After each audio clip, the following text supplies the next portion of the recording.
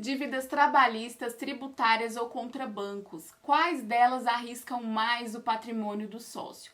É comum a gente ver empresários tentando quitar suas dívidas sem nenhum tipo de planejamento, sem nenhuma estratégia. Muitos ali acabam olhando só o vencimento de cada boleto ou qual que é o valor maior, mas sem nenhum tipo de estratégia mesmo para quitar essas dívidas. Aqui na L1 eu vou explicar para vocês como que a gente faz dependendo da situação em que o empresário se encontra. Então a gente analisa alguns passos. O primeiro deles é saber qual que é o tipo social da sua empresa. Se é uma sociedade anônima, se é uma sociedade limitada, se é uma Eireli, se é um empresário individual. Para cada tipo social a gente tem uma situação diferente.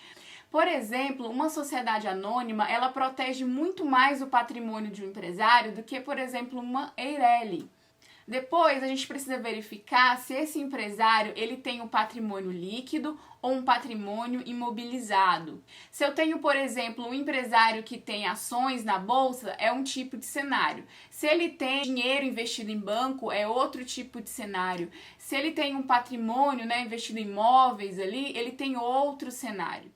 Se você, empresário, tem, por exemplo, dinheiro investido em banco e sofre uma ação judicial, é muito fácil para o juiz ir lá, bloquear, penhorar ali o seu patrimônio. É diferente do que quando você está com investimento imóvel, que é um pouco mais difícil, porque aí tem que ir para a asta pública, tem que fazer a venda, tem que transferir, então é um pouco mais complicado.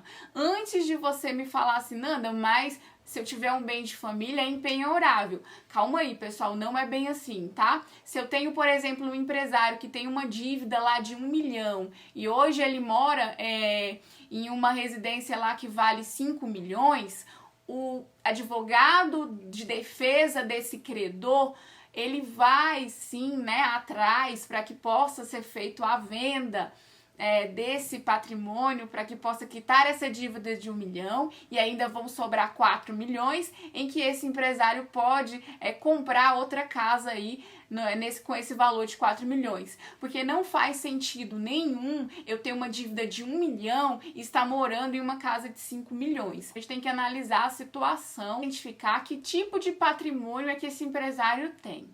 Depois, pessoal, a gente precisa ver também se esse empresário ou empresária, ele é casado, em qual regime de bens ele é casado, até pra gente ver se a família não tá correndo risco. Depois, a gente vai ver qual que é o perfil do credor em que esse empresário está devendo. É um credor tributário? Então, Bom, gente, para não ficar extenso demais, se é um credor tributário, nós vamos olhar lá se é na esfera federal, se é na estadual ou se é na municipal. Um credor tributário, normalmente, ele não executa dívida pequena. Ele fica ali dentro do prazo de prescrição, analisando, vendo se não vai surgir outros erros, outras dívidas ali, para aí sim, acumular e ele fazer a execução.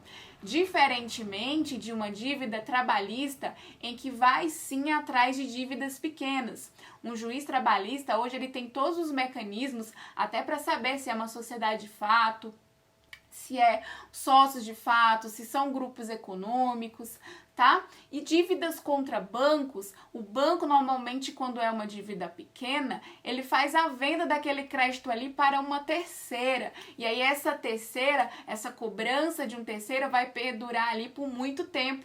É por isso que vocês têm uma pessoa ligando ali insistentemente querendo regularizar essa dívida junto a vocês quando vocês estão com dívidas bancárias. Então, cada credor ele se comporta de uma maneira diferente e ele tem mecanismos diferentes para te fazer aquela cobrança. E é por isso que é fundamental você contar com uma assessoria para te orientar, para te mostrar quais as opções, quais são os caminhos mais interessantes na hora de fazer o pagamento dessas dívidas. Até o próximo vídeo.